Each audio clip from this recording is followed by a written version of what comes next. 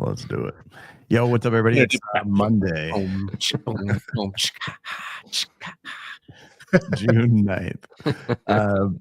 Packaging Today show. Do us a favor, if you're listening to this on Spotify, go check it out on the YouTubes and on the LinkedIn. That way you can interact with us live on this show and talk about packaging with all our packaging nerd friends. Join the club. Yeah. All right. So it's Monday. Weekend's over. A lot of stuff to talk about. I would say overall, though, I had a pretty good weekend overall. Yeah. Overall, it's been a great show so far. You're like a minion. Overall, minion. I am. That would be a great shirt to make. Adam's wearing overalls today because, grown men in overalls are still cool. Hey, listen. He's bringing that back. Is he a train conductor? Is he, what's his real job? Let's find out. You guys don't even know. You just got to keep him guessing.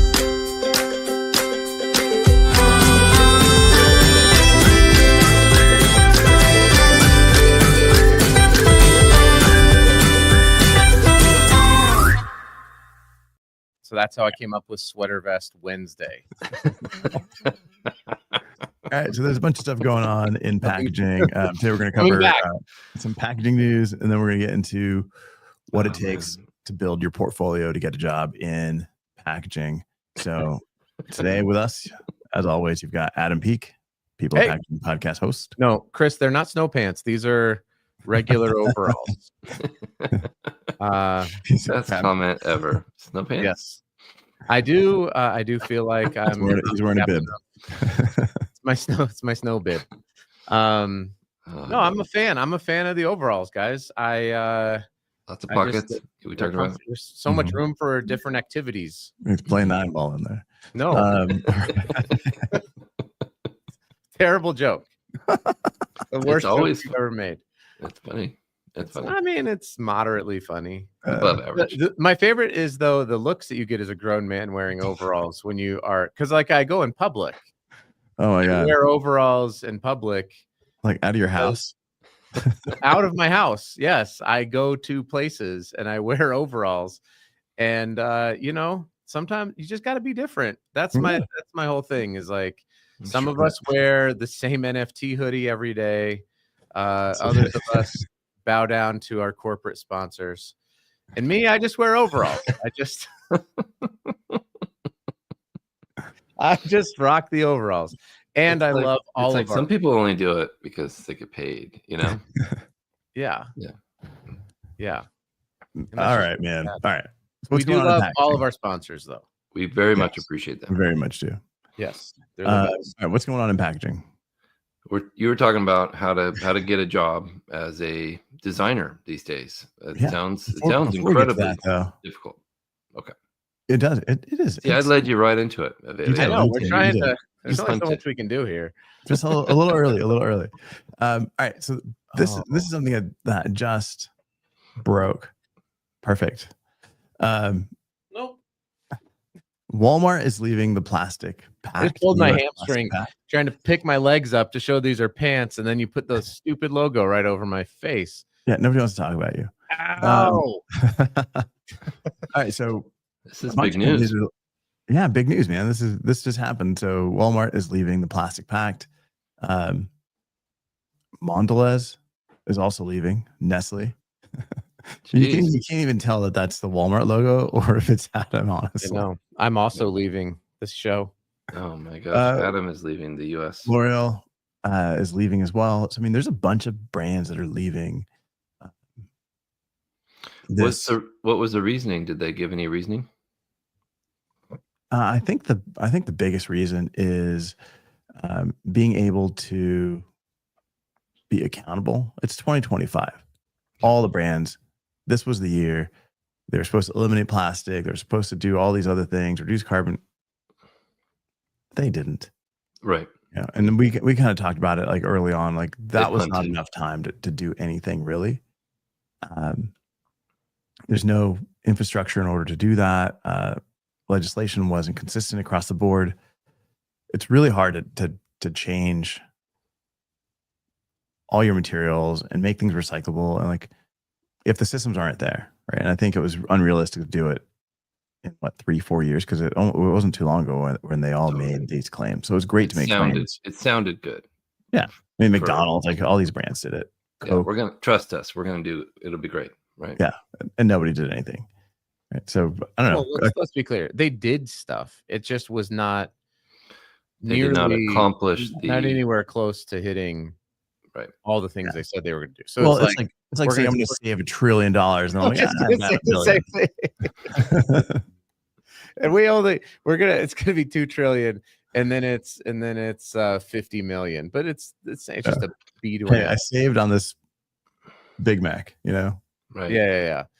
But is that the stated reason why is because they didn't feel like they were held accountable? I mean, this seems like a big deal, and something that I mean, we obviously have friend of the show, Jonathan Quinn, and Marcoux Alexander. And Marcoux is with the U.S. Like, there's some great people over there. So I'll be curious what this means for the future of the U.S. Plastics Pact. That's a great question. We'd love to have them on to kind of talk about it. Yeah. I know, like, from Walmart's perspective, they're getting shareholder pressure. They feel there's a lot of people in conservative groups that feel that zero waste recycling efforts are a hoax. Calling it a unicorn fantasy. There's a lot of pressure on these brands that sell to both sides of the aisle, and I think that's kind of one. All right, I gotta push back here, because that's insane. There's like I get there's a lot of stuff, right? Yes. There's a lot of things out there that are politically. Do you live in this country? No, I know. Okay, but to act like there's a group out there that's like, what we need is more plastic. Like, nobody is pushing. There's no like, we need more plastic agenda that's out in the world. You know what I mean? Like, I don't think that seems like a weird reason to be like, we're going to pull out of the U.S. Plastics Pact because half the country is saying plastic recycling is a hoax. I think there's a lot of people who think that plastic recycling is overstated and is hoaxy, but like claim that there's like a political party that's like so pro plastic that they stop shopping at Walmart, I think is, if someone's reporting that I would have to see some pretty interesting data. That seems crazy to me, that there's like, yes, we need more plastic in this world, please. And if you don't make more plastic, then I'm not shopping at Walmart. I'm going to go to Target. Like, where I mean, there certainly is are packaging or plastics companies that are pushing for more production. They want recycling too, because if they can get recycling done, and just similar to aluminum and other places, like, they are also investing heavily in recycling because it's better for their business. It's like paper companies planting trees. Yeah. Yes, of course they're going to do that. It's good for business. I don't know. Yes. I'm just pulling up. What's up, Jay Quinn? We got Jay Quinn in the house. All right. Perfect. All right. Jonathan, we're talking about you, sir. Yes. Yep. I'm just looking at notes from Walmart's annual meeting from a couple of days ago. Okay. 7 charges, shareholder proposal. So some just kind of going through here. Of course, it's always a pain in the ass to have to read through stuff. But so ask JQ the question. Yeah, we're curious. So there was a report about, obviously, JQ, you know this better than us, but Walmart, Mondelez, was it Nestle as well? L'Oreal, like sustainability advocates. Yeah. So we're like, man, we love JQ. We want to.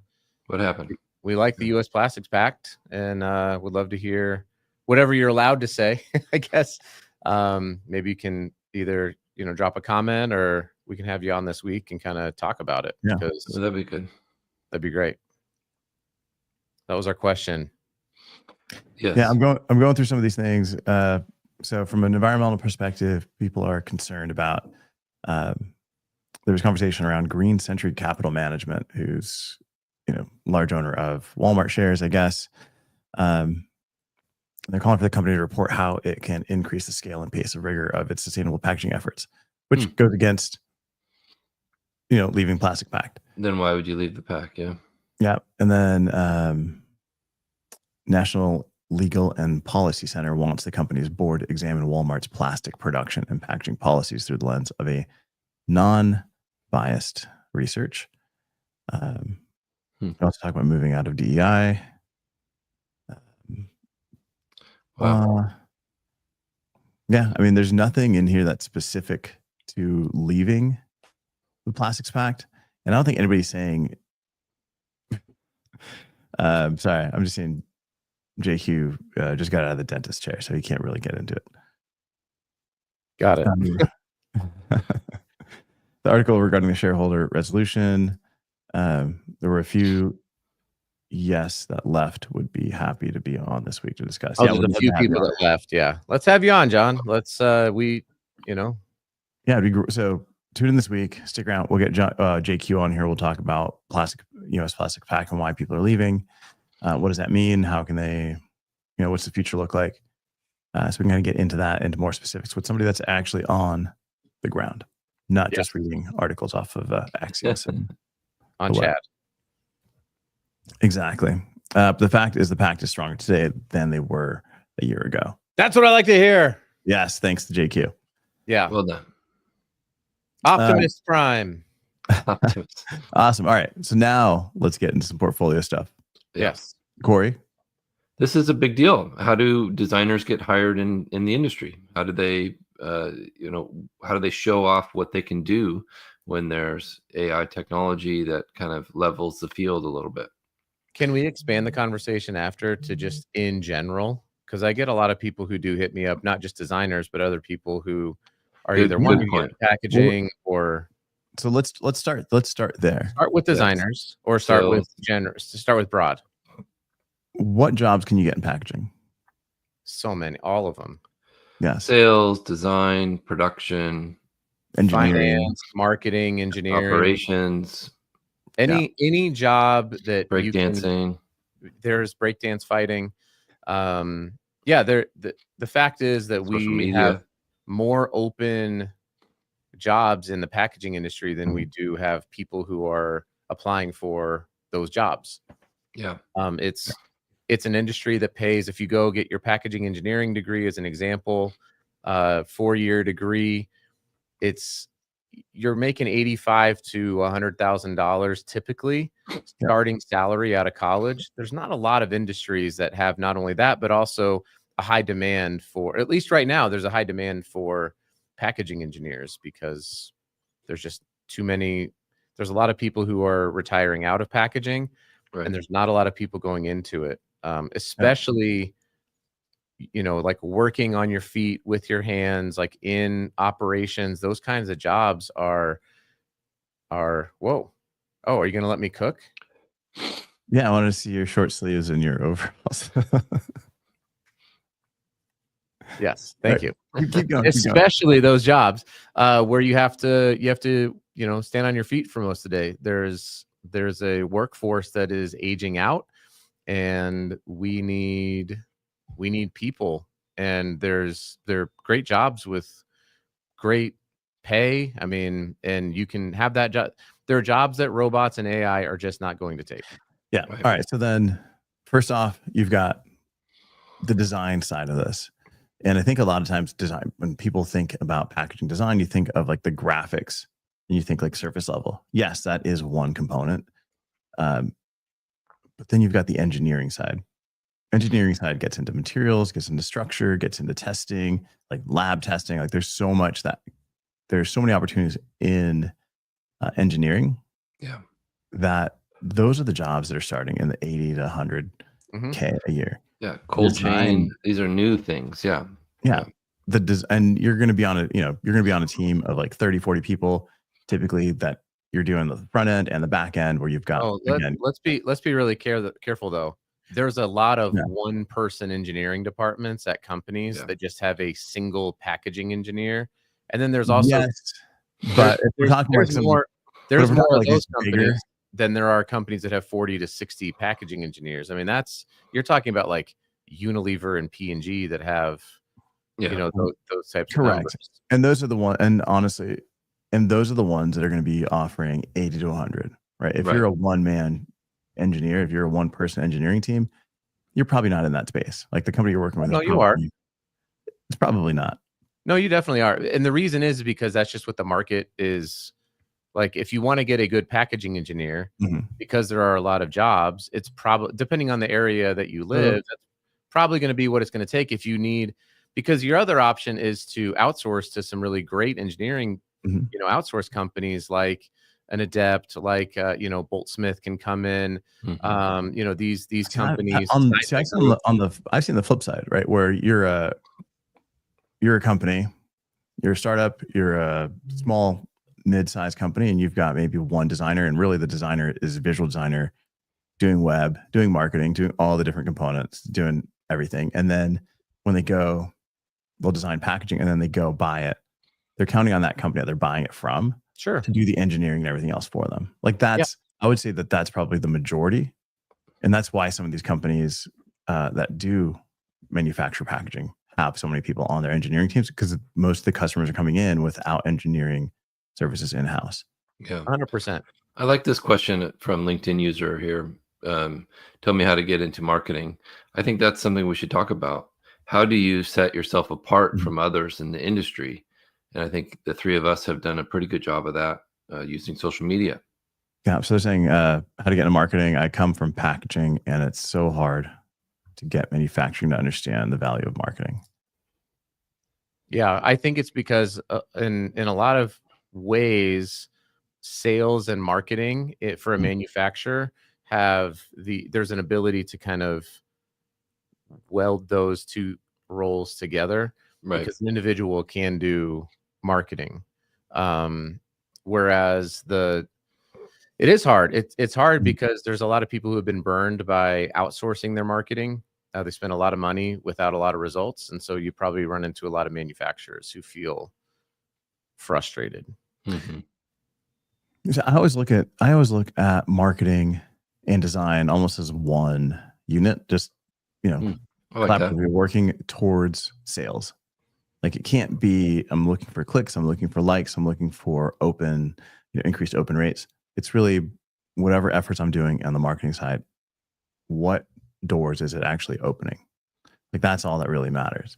So if you're trying to get into marketing from packaging and you're at a manufacturer, it's a matter of how can I open those doors, right? You don't have to target some Google ad spend or LinkedIn campaign.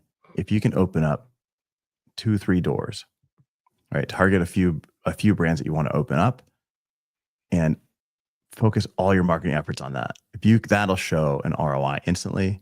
That will show that you're partnering with sales and you're there to support sales. I think that's the biggest thing is you have to. It's all about sales. It's not just it's not always about brand recognition. Yes, brand recognition helps because it opens doors further on down the road. But if you're just looking at clicks and you're just looking at some of these vanity metrics, then I would agree on the manufacturing side. It's it's not helpful. No. Right. Yeah, and reach out to JQ. He's done a ton in marketing. He knows this as much as anybody else does. So definitely reach out to him. I think, and that's great advice. Reach out to people that are doing something that you want to do. I know Velio and Adam, you guys get hit up all the time, like I do, from people, students, or people looking to pivot in their career. This is a community, and as Adam always says, salespeople know people, and I think that's some reason to reach out and just ask. I get a lot of fashion, like people asking, like, "Hey, how do you look so stylish?" And I'm like, like if I was gonna wear overalls, where should I wear them? And stuff like that. Yeah. Where is it appropriate to wear overalls? And I'm like, for sure, the internet. Obviously, absolutely. Social media, podcasting. Those are actually podcasting pants. It's a new thing. These are my podcasting pants. Overall, I'm the number 4 packaging podcast. Overall, I would say the other thing too is from a up front, like when you graduate and you get started and you start making money, an engineer is always going to make more money than designer. I would say, like, I'm gonna gamble that and say that engineers are coming out of school making 80 to 100. Designers are coming out of school and you're not making that much. You'll be in the 60, you'll be in the 50 to 70 range, and it kind of depends on where you are across the country as well.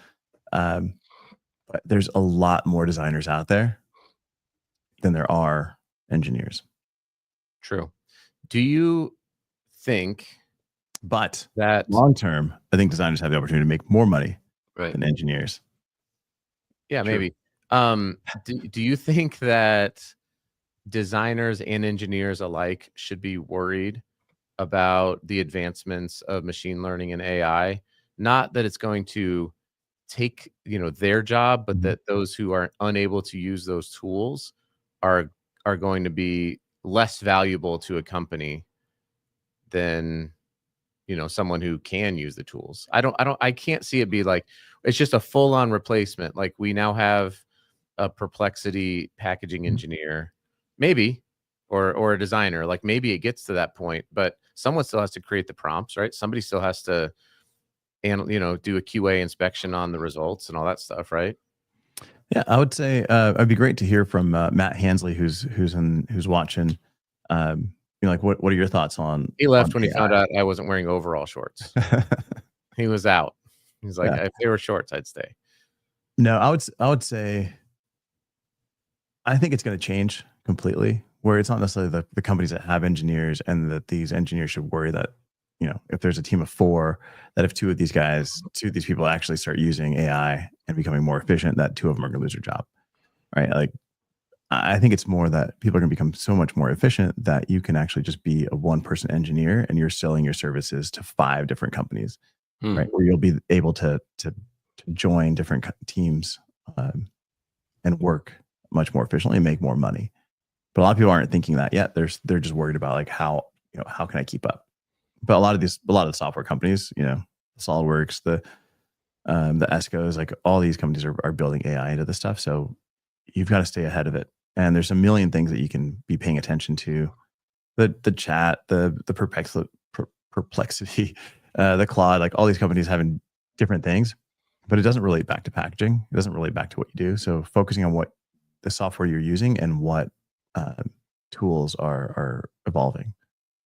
But you would suggest that designers and engineers and even sales and marketing people, that they dig in and learn about it, right? Like, that would be a way that would help you create a portfolio, or at least part of your portfolio is that you understand how to use a Claude or a Perplexity or a Chad. Yeah, I think if you're not incorporating AI into your packaging design portfolio to get a job, you're missing out, right? Like, I would always say, like, if you're presenting a portfolio, like, I want to see your sketches. I want to see your multiple concepts, the ideas that you started with. Then I want to see, like, the next phase of evolution of how you kind of condensed things that did work down, and then what your final piece looks like. So you've got something to talk about, right? So I can see the way that you're thinking when it comes to hiring someone. If it's like showing your work. Yeah. If it's just renders, it's like, all right, that's cool. And it might be the same. And if you're coming out of school, it might be the same project that I've seen from 10 other applicants, right? So how do you make yours stand out? Is by showing the progress. And I would say, like, there's some cliche projects out there that universities do across the country, where they're either like a 6-pack foldable bottle carrier. Like, they do that all. I don't know the last time I actually designed one of those for an actual client, right? Like, that's not a real. It's a real project. It's a potential project out there. But if I see 100 of those, I'm like, yeah, I'm not hiring for that. So I want to see, breadth of work. Yeah.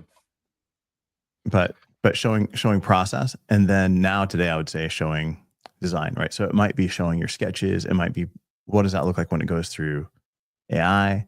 Are you creating textures in AI? Are you using it for strategy? Like, are you using it for copywriting? Like, I want to see all of that. I want to see your prompts. I want to see the results, and then the final piece. Because if I look at the final piece and it's well designed, and I see the whole process, I'm like, all right, this person's efficient.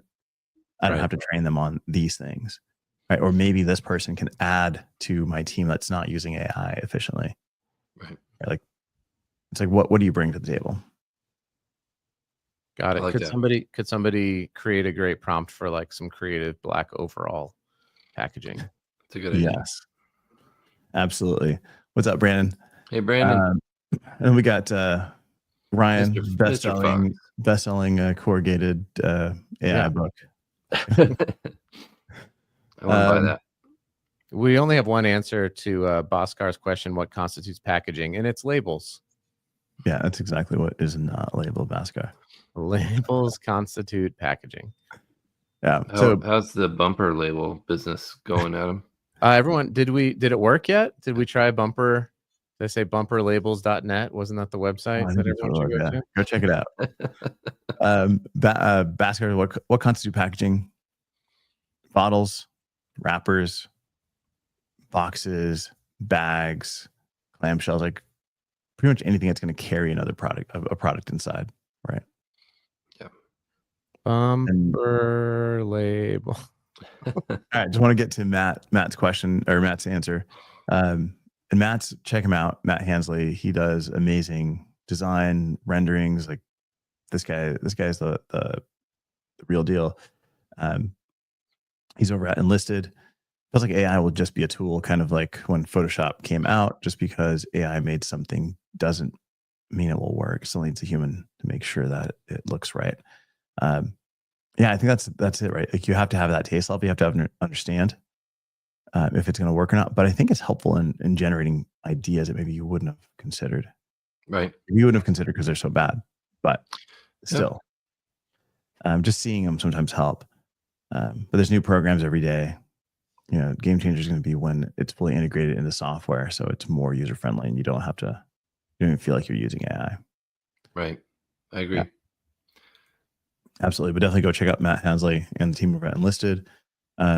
Last question here from LinkedIn user: having a packaging background, but also diverse in other design skills in print and digital platforms, brand identity, creative strategy. I should mention those other skills when applying. If you're applying, I think it's good to mention those, but it's more important to show. Mm-hmm. Right? So if you're talking strategy, if you're talking, digital platforms, then I want to see where did you deploy this? What was the success rate?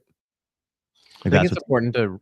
Oh, sorry. It's also important to remember if you're applying for a job, you are selling and marketing yourself, right? And so, just applying to a job on LinkedIn or on their website and just putting in your application is probably not enough. Right. You're going to have to network into that company. If you really want to work for that company, find people who know, like just look at every single angle you can to get in front of a person there.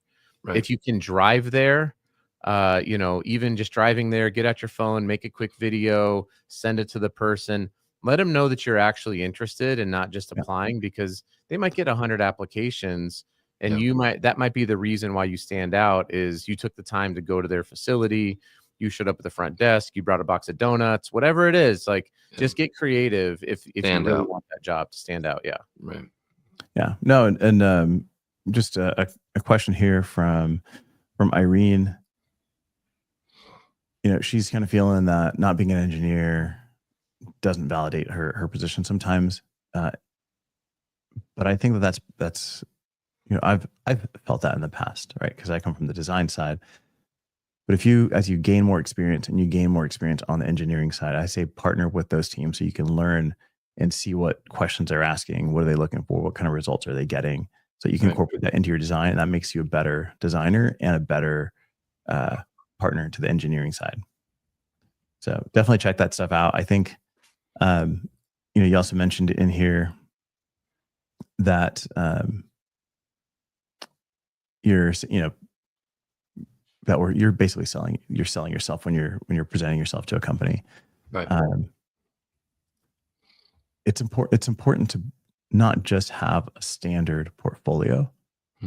If you're going after company A, then tailor your portfolio to that company. I'd rather see 2 good projects than 5 projects and where half of them don't make sense.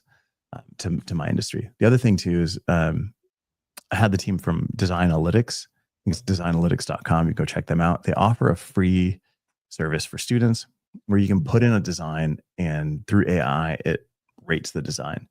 Oh, And that's cool. whether or not it's what the hit rate's going to be for sales, and how's it going to compete with the other products on shelf. It's amazing. But if you do that for a company that you want to work for, run it through some kind of software like that, and then redesign it based off of that feedback and present that to the company, and then run it through the same software, and it shows that there's an increase in sales or there's an increase in activity in this particular area of the packaging. Like, you're showing, here's a problem, here's a solution. I'm probably going to be more likely to talk to you and find out, what did you do? How did you get there? And the fact that you're already digging in and solving problems that I didn't realize I had, again, makes you a more efficient, makes you a better decision for me to hire than somebody that's coming in just showing me another bottle design or some label or something. Or show up like this. Right. That's it. Yeah, exactly. Adam's banned. Instantly hired. Do you feel like most designers, is the trend of designers going towards agencies or towards packaging companies or to brands, or is it still all three? I think it's kind of a mix. Yeah. I think most designers want to work at an agency because it's flashy and fun, and you see all the pictures. Yeah. And then if they can't get into that, and it also depends on where you live, right? If you're like in the middle of Nebraska, and you're not going to go work at like JKR or something. But I mean, there's great agencies there. There's there's small agencies there. Like, I'd love to work with the team at Buttermilk, in Tennessee. Like, there's there's a ton of North Carolina. Whatever. Yeah. He's great. No, not whatever. Not I won't. The same place. They're not the same place. Trust me. I'm wearing overalls. I know about Tennessee, North Carolina. All right. No, but like, I think people are you end up where you end up, right? I think if you're looking today and you're applying at agencies and brands, I think whichever one calls you and is offering you more money is probably where you should be going. Yeah. Today. That's all I got. What do you got? Good show, Corey. Oh Last man, word? Let's talk about Adam's overall some more. That's good. Oh my gosh.